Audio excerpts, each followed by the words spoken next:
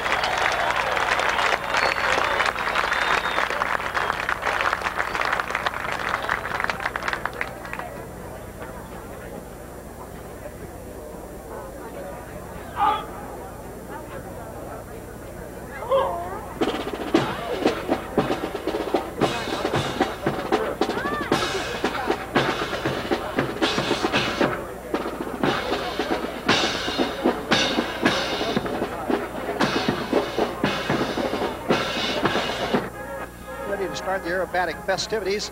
And first up, a friend of mine to help with the narration today, John Culver. John? Thank you, and good morning. Welcome to El Toro 1988. What a beautiful day for an air show, unlike yesterday. I'll be announcing Greg Busevich in the Waco UPF-7 this morning, I should say. He's down off the right, preparing for takeoff. Okay, ladies and gentlemen, Greg Busevich from Torrance, California, flying vintage arrows, Waco UPF-7, equipped with a standard 220 horsepower engine. He's on his takeoff roll now to the right. Keeping it low within 5 feet, he'll accelerate his aircraft to 130 miles an hour for the roll on takeoff. He'll pitch the nose up, roll 360 degrees, back down to the runway, and re-accelerate and climb out to the left for his next maneuver. Here we go. 1988 El Toro, Greg Busevich, Torrance, California.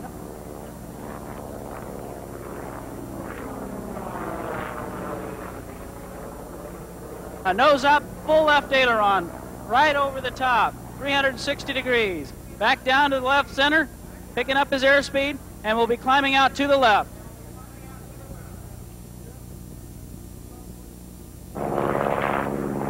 What Greg will be doing now, will be climbing up to around 5,000 feet for a 15-turn spin. He'll need just a few minutes to climb up there as this aircraft is equipped with a standard 220 horsepower engine. Be climbing at about 80 miles an hour and getting maybe a 700 foot a minute climb. And he needs all of that 5,000 feet to go ahead and do his 15-turn spin.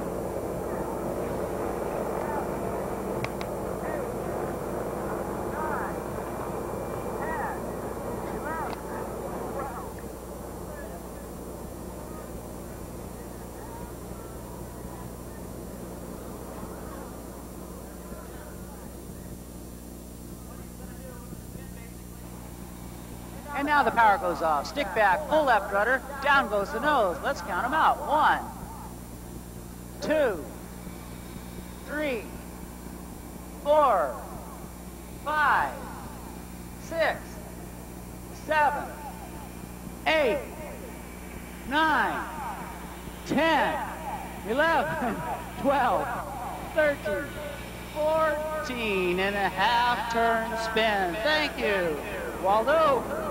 Down to the right, Greg Busevich re-accelerating that big, beautiful Waco UPF-7, exchanging altitude for airspeed, giving us a little barrel roll out there just to show that everything is in great shape.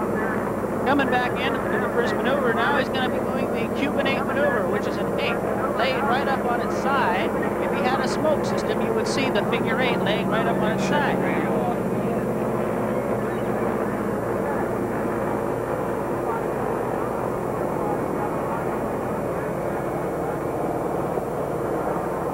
Okay, at 500 feet away, Greg Busevich in the big Waco UPF-7, 140 back on the stick. Looking over the top, over the left wing. Here's the first part of the 5/8 loop, forward stick. A little aileron there. And here goes the 45 down line. Now let's complete the second half of the 8 on its side. Back on the stick, looking over the wingtips on the horizon. Over the top, pushes forward on the stick, full aileron, get that 45 down line, picking up that airspeed. And there's the completion, right where he started. The Cuban 8 maneuver by Greg Busevich. He's going to come back around now for the snap roll maneuver. Basically, that's a spin, but on the horizontal line. It's actually what he's going to do is come down, slow the airplane to about 85. Then we apply full power, snap the stick back and full rudder in the direction of rotation. Then snap the stick forward to recover an opposite rudder. Let's see how he does it.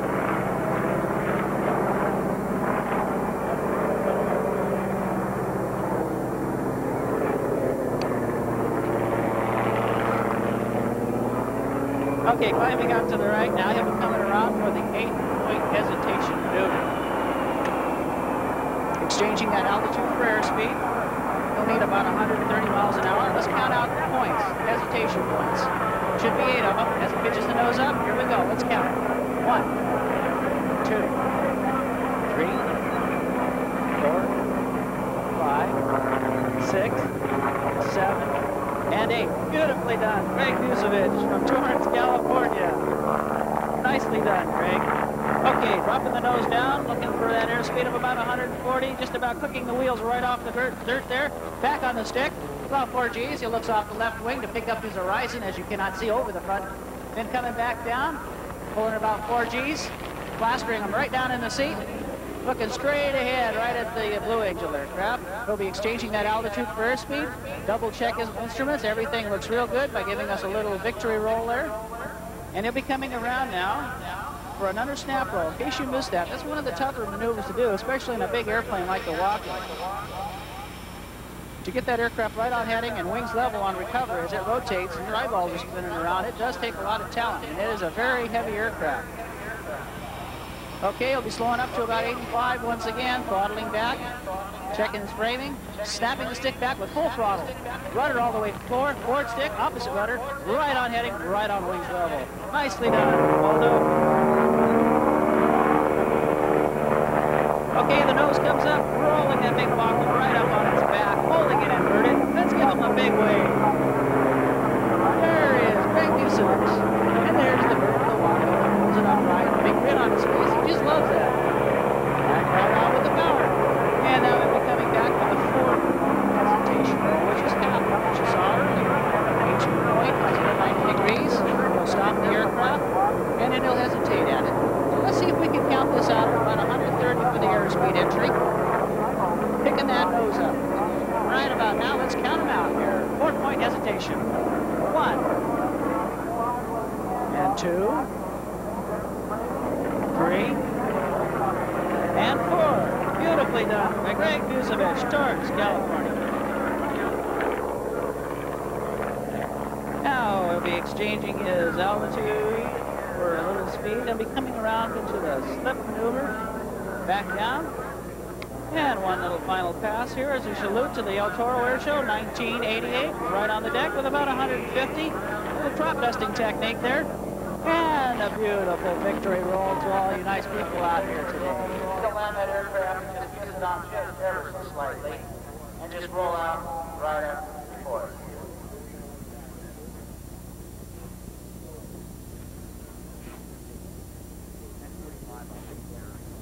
The tail up, a little bit of brakes on. It's a trade-off there. Gotta watch the balance there. Keep the tail up like that. A little bit of power. Balancing the elevators there. Looks like he'll make the runway, the crosswind runway here, and turn before you. Now ever so gently setting that tail down. Captain Greg Busevich, Torrance, California, following the vintage Aero Waco UPF-7. He'll be pulling right in front of you at the show aircraft line. Give him a good round of applause when he gets out. He just loves to entertain you. And give him a talking to later today and ask about the rides out of Torrance Airport. Captain Greg Busevich, Torrance, California. Thanks, John Culver and Greg Busevich. Okay, ladies and gentlemen, we're going to keep this show on the moon today. We're going to go for a little bit faster pace right at the moment now. Not too much, but just a little. Probably noticed taxiing out with that red nose and the silver body. An airplane made famous prior to, during, and right after World War II. Well, right now, ladies and gentlemen, on a takeoff roll from Van Nuys, California, flying the AT-6, Jim Moe. Jim started flying in 1942 as an Army Air Force flying instructor. Graduated from the Air Force at Luke Field as a fighter pilot. He flew F-86 Sabre jets and the T-33 jet trainers for the California Air National Guard. Currently, Jim flies with the Condor Squadron out of Van Nuys, California, where they perform search and rescue services for lost aircraft and perform at many air shows. I see Jim Modes now has the smoke on and the T-6 coming from your right. Powered by a 600 horsepower Pratt & Whitney, down now for his first in a series of aerobatic maneuvers. Up over the top, the inside or barnstormer sloop. Now, ladies and gentlemen, boys and girls, this is the first aerobatic maneuver ever performed by an aerobatic pilot. Down to the right-hand portion of the viewing area now, up over the top, the second half of the Cuban 8 or 8 on its side. Throughout today's performances, you'll see all of our aerobatic pilot use one or many versions of this particular maneuver.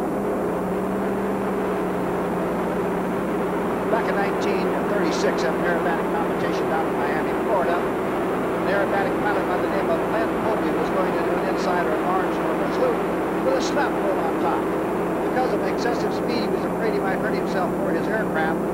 So instead of completing the maneuver, he rolled it out to the upright position, and he did that twice. The judge happened to be the famous James Doolittle, Jimmy Doolittle. He asked Len Colby what that maneuver was that had been performed during the free time. At that time, Len Colby was an instructor for the Cuban Air Force under the regime of Batista, being a very fast thinker. He said, well, sir, that was a Cuban agent. Since that time, it's been used by all pilots.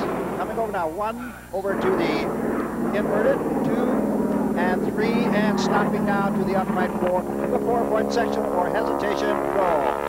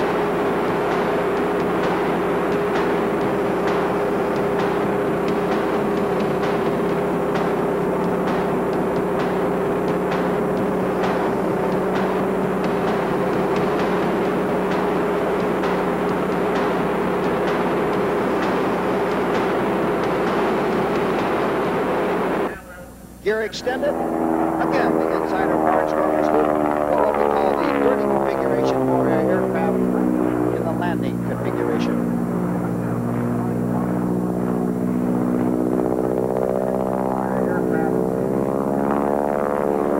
With the aircraft still in the landing configuration, nose coming up and rolling the aircraft. The inside of large rollers loop, followed by the roller. And the smoke is on. Jim Bode from Van Nuys, California, builds swimming pools during the week. Rolling the aircraft. Now pitch up, and probably see a couple of little black specks underneath as he extends the landing gear. The T6 Texan.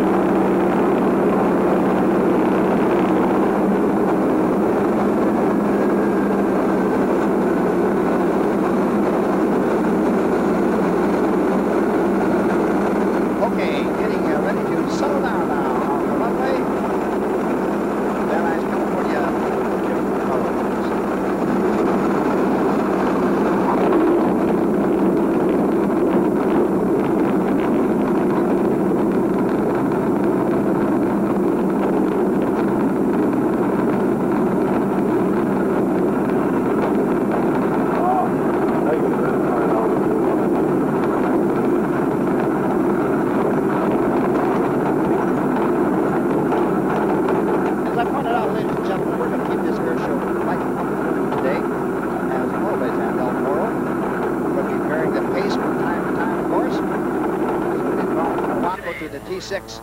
Now we're going to put a little smaller airplane in the air. First of 3 lovely ladies that will be performing for you today here at Del Toro. The first one, Bridget de St. Paul from up north, out of the San Jose area. Twice unlimited California champion. 3 times a member of the United States aerobatic team. When you see her fly, you understand why.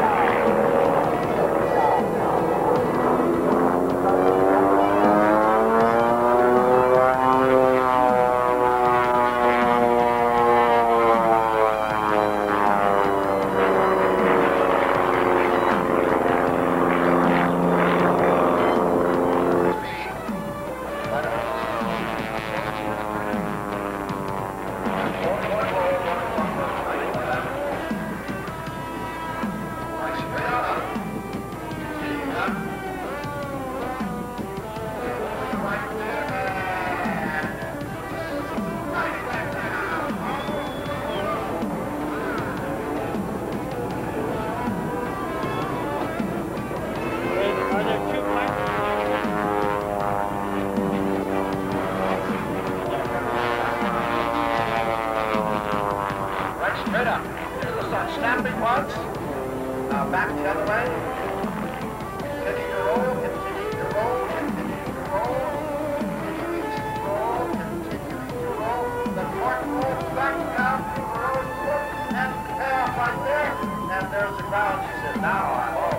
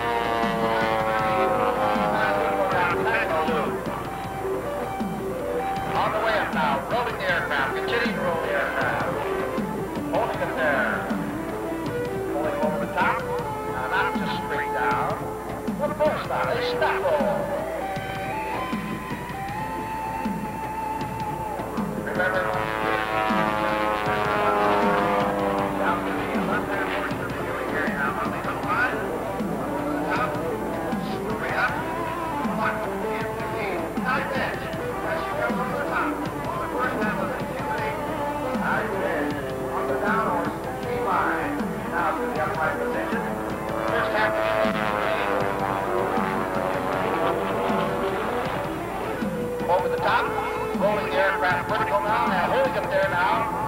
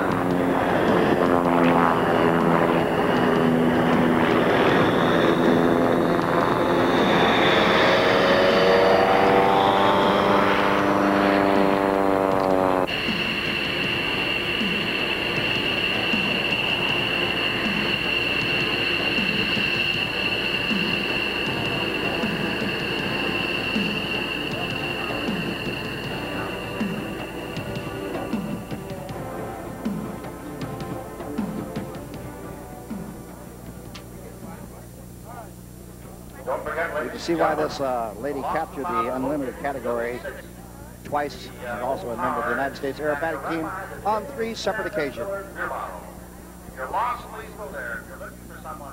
Okay, Bridget did an outstanding job there this morning. Of course, we don't expect anything less. Don't forget now, she was California Unlimited champion twice. She's a member of the U.S. Aerobatic Team on 3 different occasions. So we know that this lady can really fly. Besides now, remember, we've got 2 more ladies that will be performing for us today.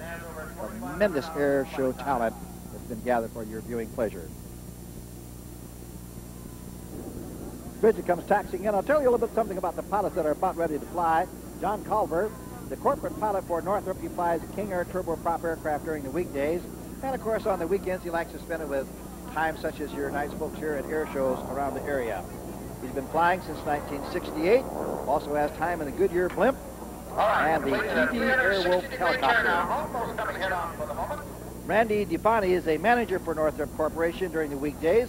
He flies his AT-6 to shows and air races at Reno, and is he's been flying, I think, a little over 10 years. He has some 2,500 hours of flight time. The AT-6 SNJ aircraft were built as advanced trainers during World War II, as I had mentioned before, but the John Colliver's SNJ was based here at El Toro in 1944. Just a bit of trivia I thought you'd like to know about.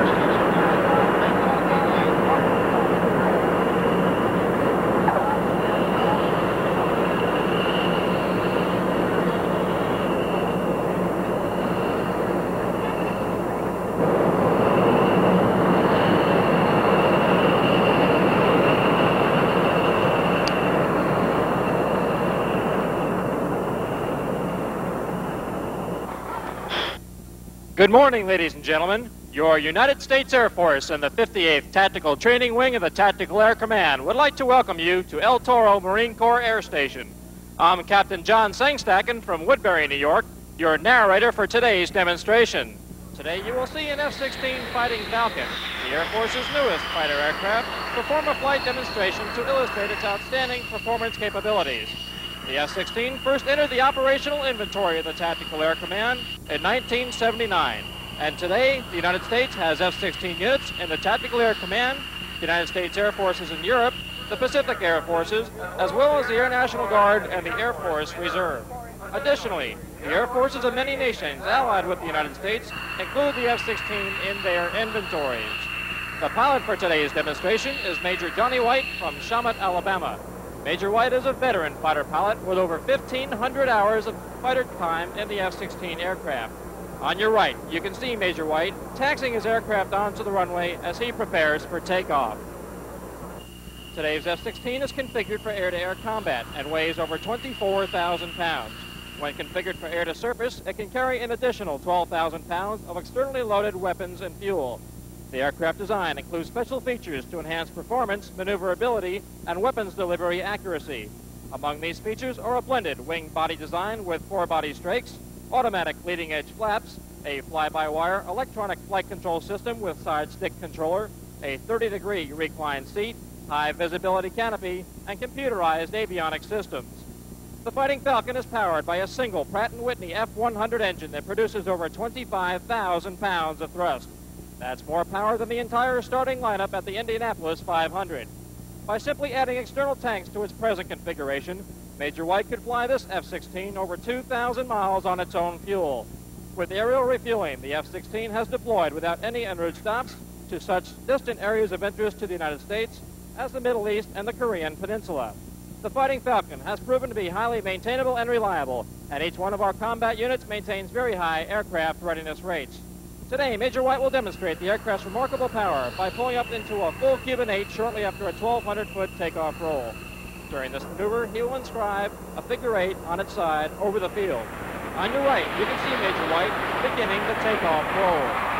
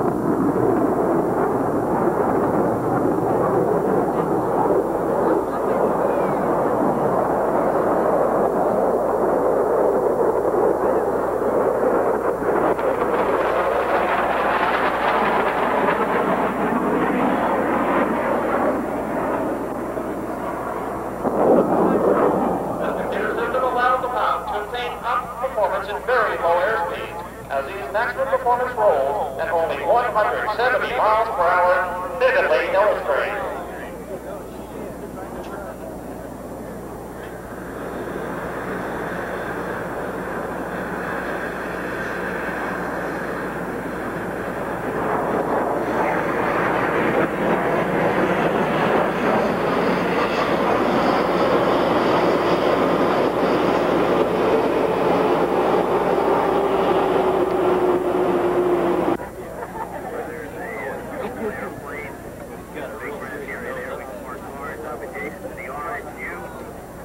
From this slow pass, Major White will select Max Afterburner, raise his landing gear, and initiate a pull into the vertical in preparation for his next maneuver.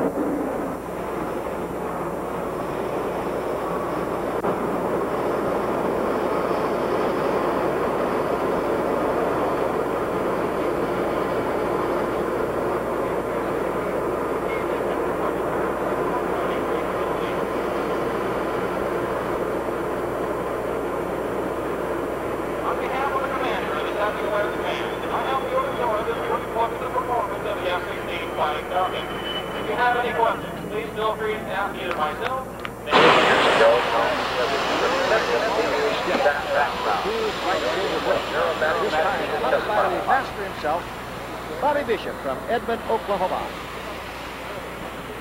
Bobby Bishop's been in the air show business for many, many years, about 17 years as I recall. Fortunately for me, Bobby was one of the first air show performers that I met when I started 16 years ago. He has a tremendous aviation background, everything from aerobatic champion to test pilot.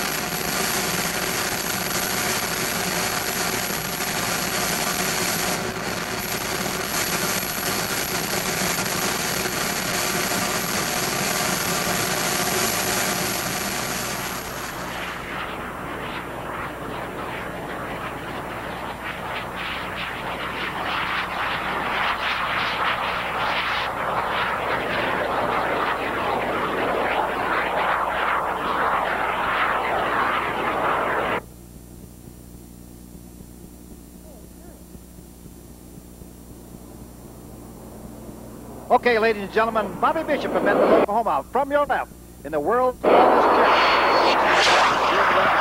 From the left to the right, watch closely. Gear should be coming down now. You see it? Bingo. Now you don't. Once more. There you see it. Gone again. How about one more time? There it is. Now you see it. Gone. And that's the manually operated gear.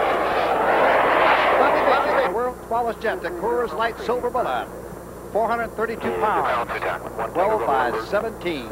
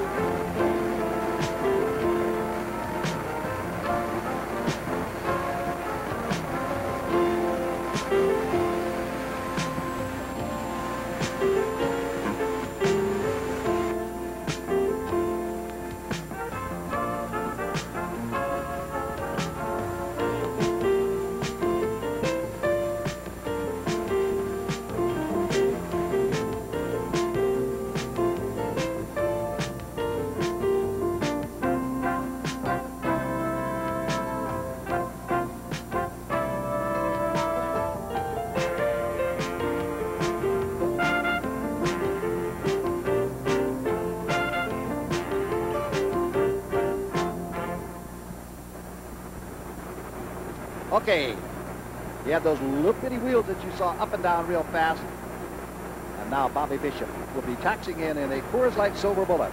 And he'll be up to his souvenir stand momentarily.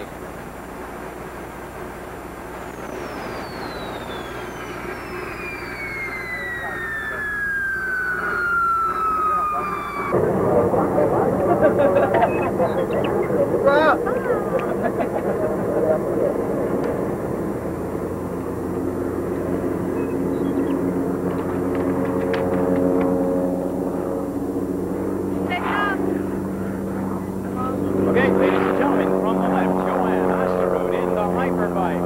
And she's in the air and smoke boiling from the pipes comes to show center. A unique airplane, a unique pilot. Down low to the ground, now the stick comes back in a run. Starts falling on the power of that engine to carry that aircraft high into the air. Up over the top now, sitting in the inverted position, hanging on the seat straps, rolling it out. That's the Emmelman turn. This aircraft, Hyperbike, stands for High Performance Triplane. And high performance indeed, with Joanne at the controls. 100 pounds of pure dynamite in that airplane.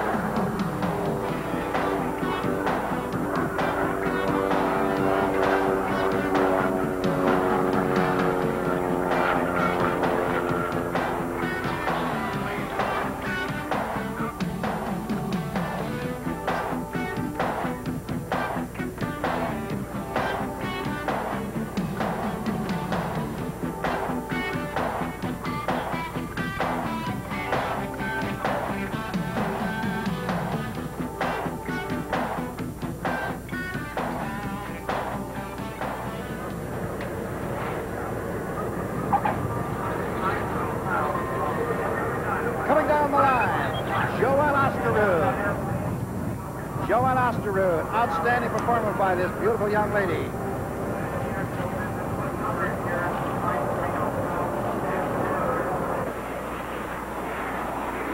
Okay, ladies and gentlemen, on the takeoff roll from your left from Los Angeles, California, and Evergreen International in McMinnville, Oregon, the incomparable Robert E. Bob Hoover flying the first two aircraft for your viewing pleasure this afternoon.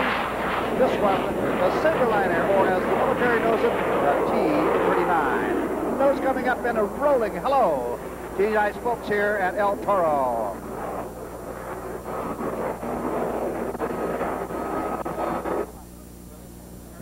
The NE-265-40, the Saberliner. Built not too far from here by North American Aviation over in Inglewood, California. It's a 50-mile aircraft built in 1965.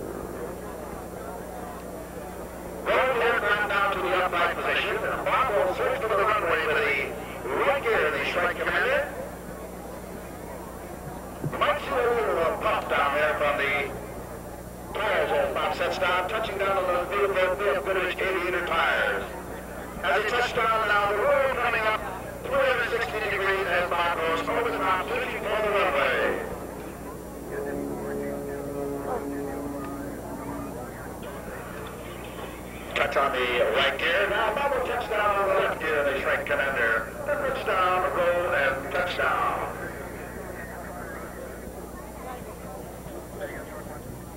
For those of you who may be watching Bob for the first time, you may not realize that it's absolutely still. Brings you no power whatsoever to the commander of the aircraft.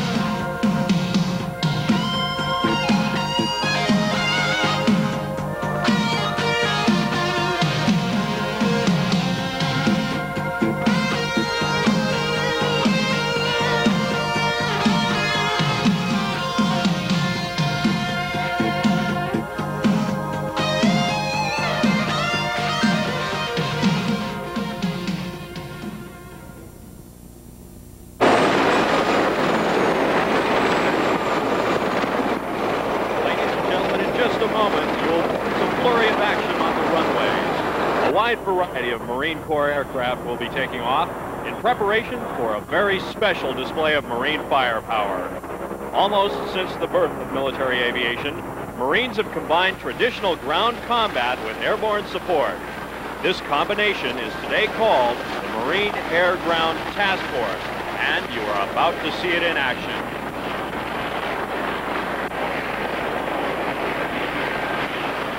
Taking off from the runway directly in front of us is a sort of air gas station.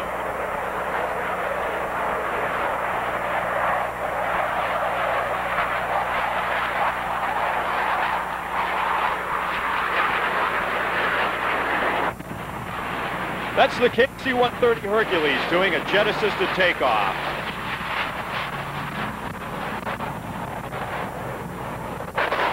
Those two jets that just took off are A-4 Skyhawk attack jets.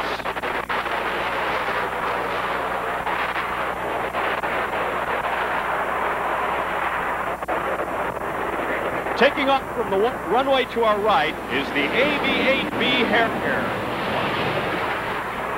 The two airplanes to our left are OB-10 Broncos.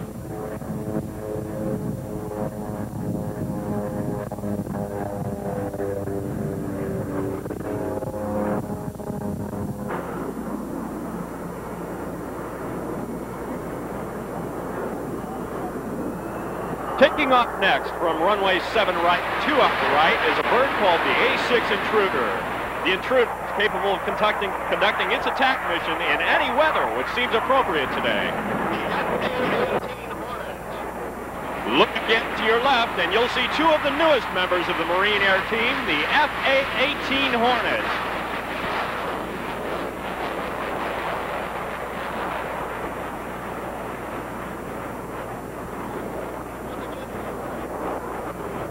And finally, if you'll look to the right, you should see an old warhorse, the RF-4B Phantom, taking off.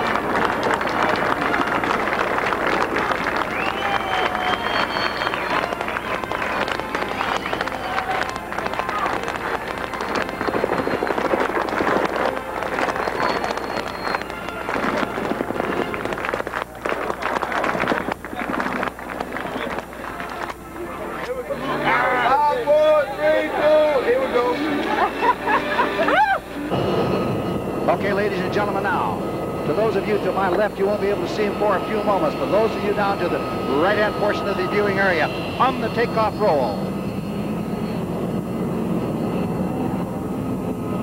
Jimmy Franklin, John Kasian, Elliot Cross, Lori Ross, the dual Wacos.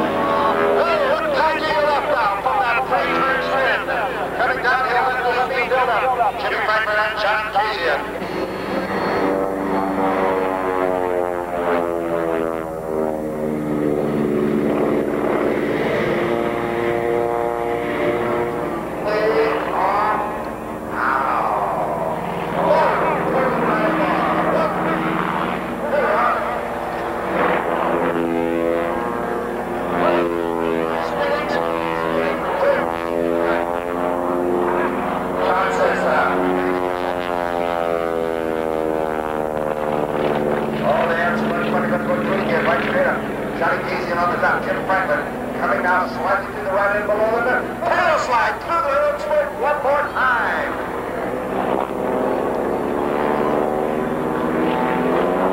And the smoke is on now as Jimmy Crackett comes down.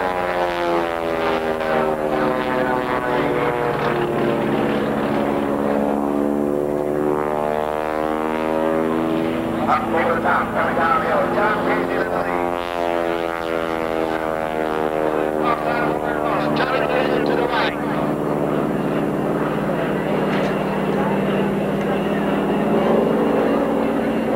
Back to stage center now. From the right now, ladies and gentlemen, we're going to have the aircraft join up in formation.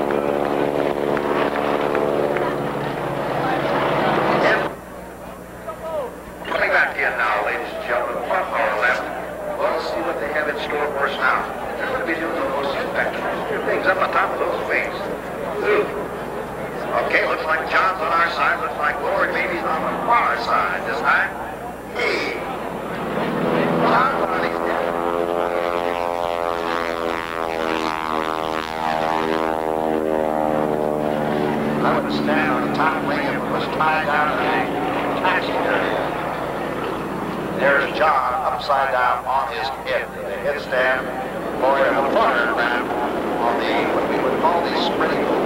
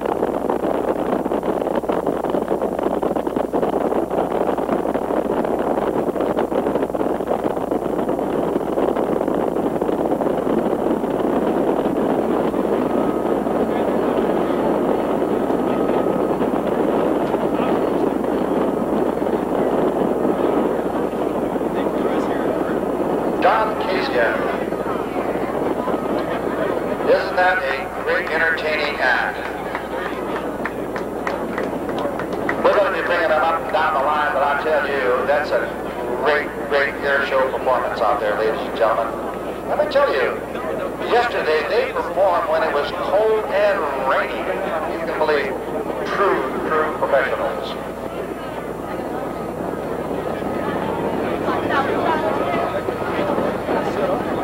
And I'm sure that Lori's parents, Mike and Rose Ross, were all as thrilled as we were. Okay. Lori Ross, ladies and gentlemen, let's get her way down there. Lori Ross, Elliot Ross at the controls of the Waco. Coming in now, Big John Killian and Jimmy Franklin. What a team. Good afternoon, ladies and gentlemen. Taking off before you is Miss Julie Clark, flying the beautiful Beech T-34 called Free Spirit. As she takes off and begins her climb out to the east, let me tell you a little bit about Miss Julie Clark. She is an airline captain for Northwest. She flies out of Minneapolis during the weekdays, and during the weekends, of course, she does the air shows, as you see here. She commutes from Cameron Park, California, in the Sacramento area, each week down to over to Minneapolis. And she makes her normal airline runs. She has over 12,000 hours, accident-free hours, as captain. She's flown over 60 different types of aircraft, including balloons, seaplanes, and gliders. The T-34 Mentor Beechcraft built, that Julie is flying, that's a stage center climbing for altitude, was built as a trainer for the U.S. Navy and U.S. Air Force in the early 1950s. Julie bought this aircraft on a sealed bid, sight unseen, from Anchorage, Alaska, for $18,000. She went to Alaska, bought the aircraft, flew it all the way back to Sacramento, some 2,900 miles. She has her own version of the Air Force One paint scheme, and she's also gone through an engine modification from 220 horsepower to 285. Okay, ladies and gentlemen, before us, lights are on, smoke is on. Julie Clark. Nose comes back, ladies and gentlemen, in that beautiful T-34 with a loop with a 90-degree turn over the top. Trading the altitude for airspeed, picking up about 200 miles per hour.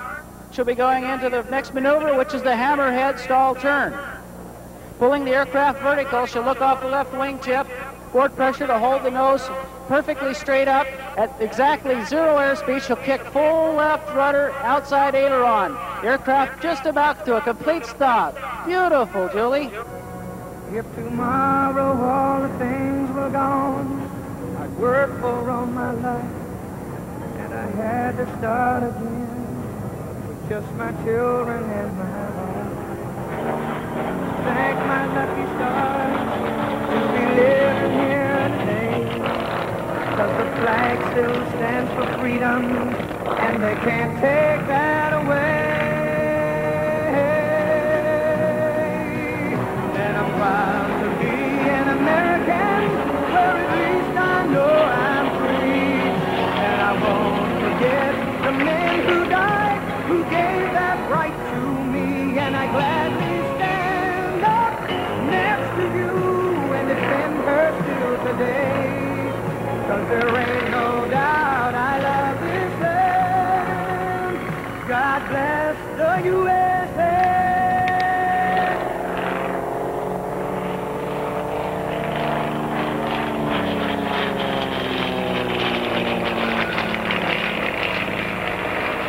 From the lakes of Minnesota to the hills of Tennessee, across the plains of Texas, from the sea to shining sea, from Detroit down to Houston and New York to LA. Well, it's pride in every American heart, and it's time we stand and say that I'm proud to be an American, where at least I know I'm free. And I won't forget the men who died, who gave that right to me. And I gladly stand up next to you and defend her still today. 'Cause there ain't no doubt I love this land. God bless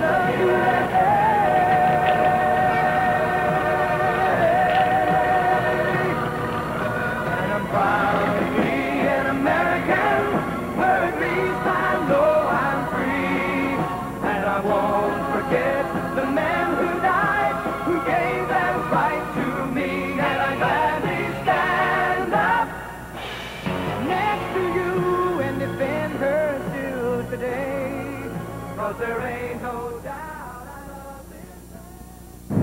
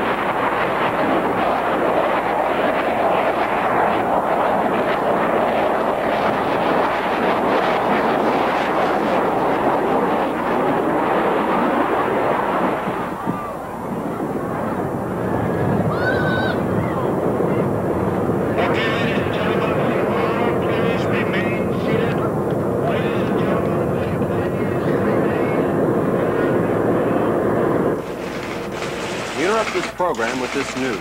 An F-18 Hornet has just crashed while doing stunts at the El Toro Marine Corps Air Show. The condition of the pilot... Look at these headlines. Stunt nearly kills him. Crashed while stunting. These inaccurately slanted reports were passed on by the thousands in both the electronic and print media. It seems that our ignorant, anti-defense liberal press can never pass up a chance to denigrate anything, even remotely to do with the defense of the United States. Yes, an F-18 Hornet, flown by a great Marine aviator, Colonel Jerry Caddick, did crash at this year's MCAS El Toro Air Show, but not while doing stunts. The demonstration flight profile flown by Colonel Caddick was designed to show us the awesome capability of our latest Marine attack aircraft. The maneuvers performed were versions of what is required of both pilot and machine when exactly placing ordnance on a ground target, or of getting onto the tail of an enemy aircraft, or just as importantly, of getting an enemy aircraft off of your tail. The demonstration of these tactical maneuvers is not a stunt. The fact that our biased press continues to color a legitimate and wholly appropriate tactical demonstration flight as a stunt makes this reporter sick at heart. When Colonel Jerry Caddick took his aircraft to the edge of its performance and just beyond, he brought home to us all the reality of the life and death nature of his mission. Its danger is real. Yet at a moment's notice, Colonel Caddick and his fellow Marine airmen are ready to take their aircraft to the edge and over, if need be, in our defense. Colonel Caddick is on the mend. He has vowed to fly again. We hope the Corps can allow him to do so. We wish that Sunday's flight could have ended as Friday's did. For as easy as Colonel Caddick makes it look, you might think that tactical flight in an F-18 is like a Sunday drive. But we now know it isn't easy at all. Colonel Caddick paid a heavy price to bring this reality to the forefront of our consciousness. I, for one, will try to make the price he paid worthwhile.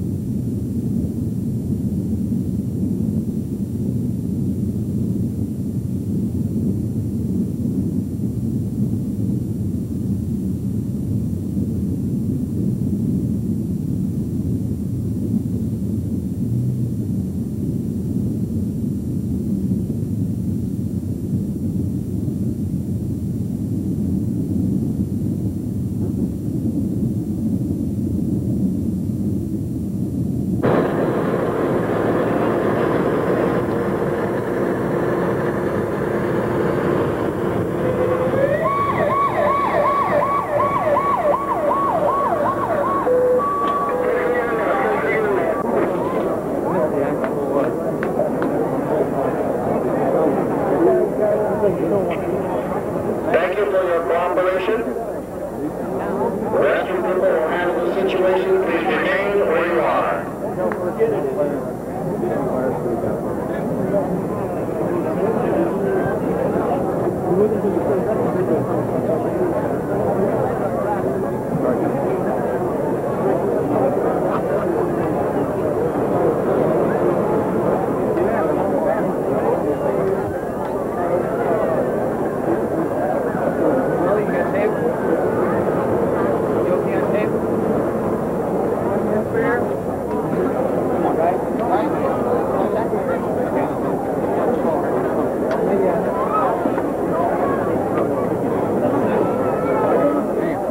This reporter has never seen a better flown F-18 tactical demo than Colonel Caddick's Friday flight.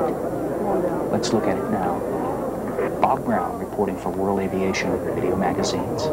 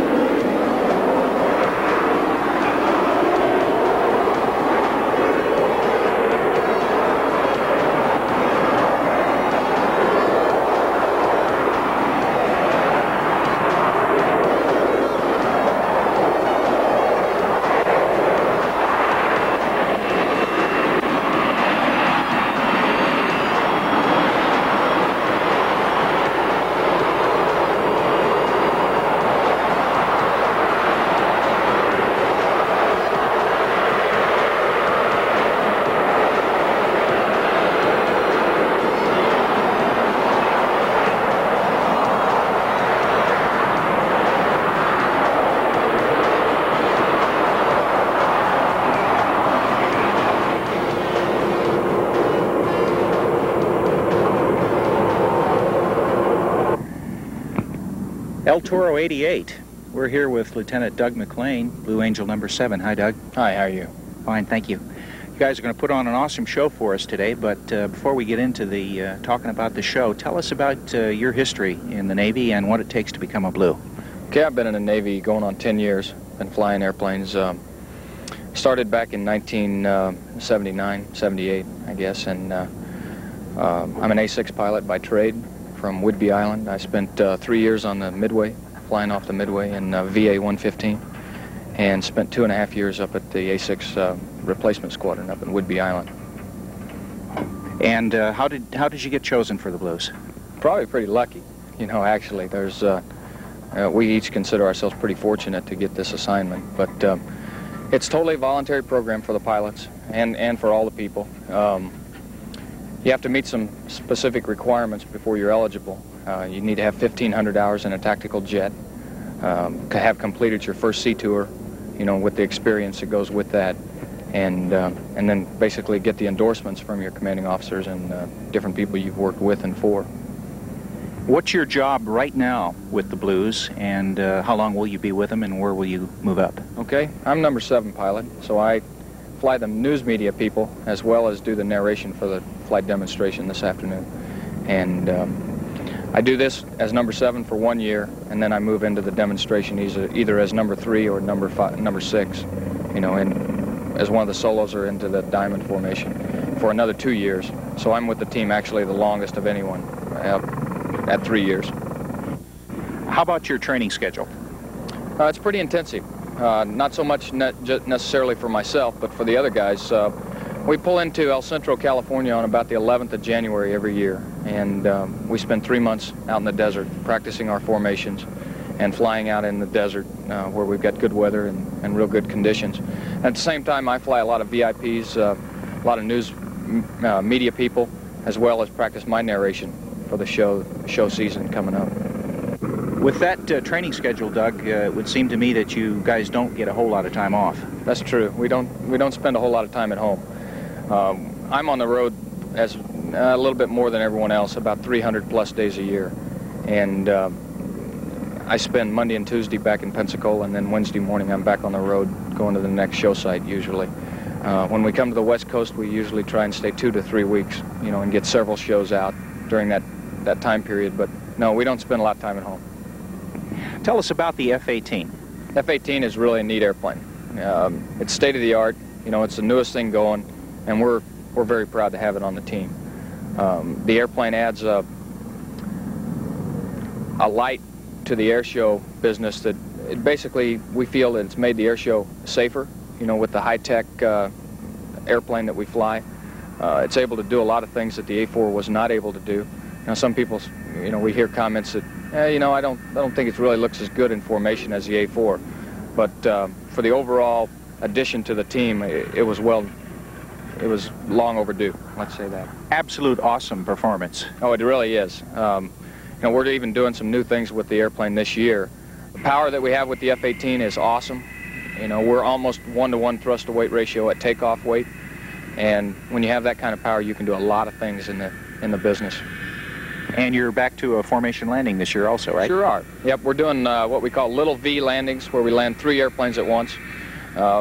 It's dictated on the width of the runway more than anything, but you know, we added that little newer dimension. You know, it kind of reminds people of the A4 landing, although you'll probably never see the 6 airplanes land, you know, with this airplane landing at the same time. It's such a big airplane that takes up a lot of space on the runway.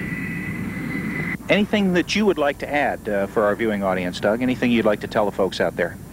Well, I think the thing I like to do in an interview like this is to plug the fleet guys. You know, the guys that are sitting out there in the Persian Gulf right now doing the job for every one of us, you know, that allow us to sit here at the air show and put on an awesome performance.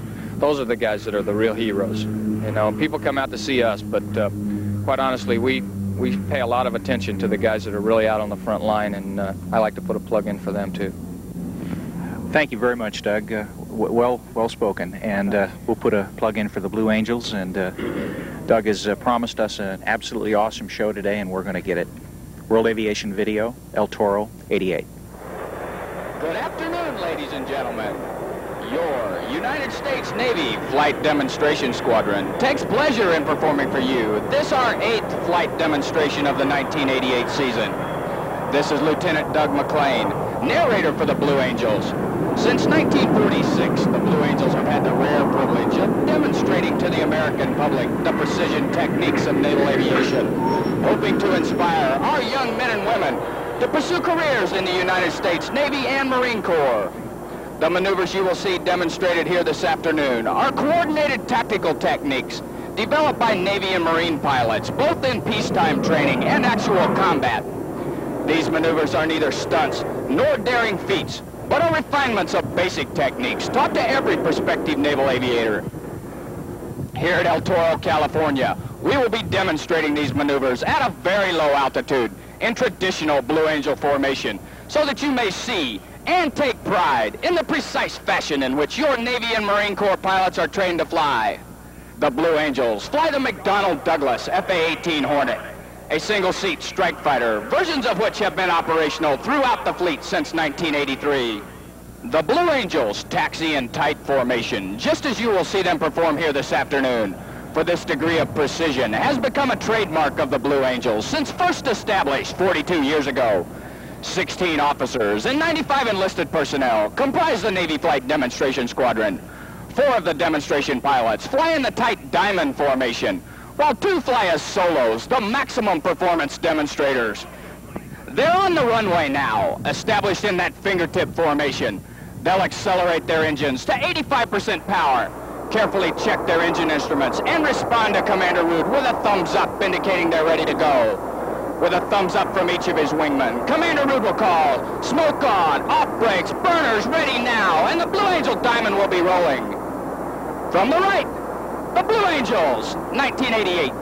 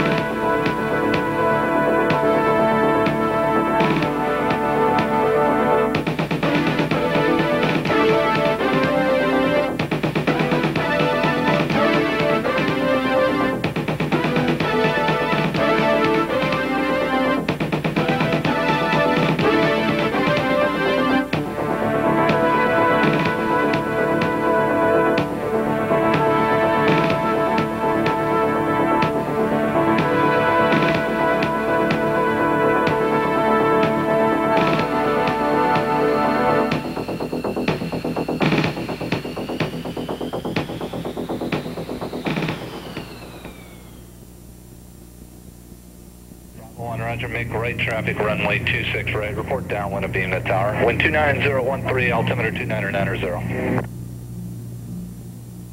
Pilots crew, we are now entering the San Diego area. Prepare for landing. Charlie 1, roger. And how many is going to be in the total flight now with Charlie 1 and Bravo 1?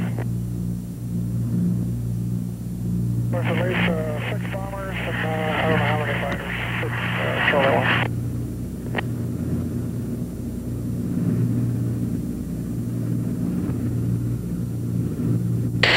Turn a little bit. We're going to suck a boat down here, right?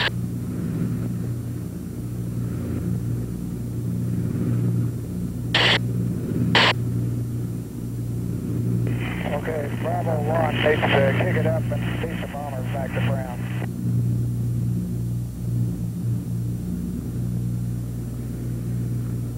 And King 04, roger. Charlie 1, fly, roger. Proceed direct Brown. And King nice. Left traffic. And very nice, Dennis. Left traffic. Good one, Dennis. I got a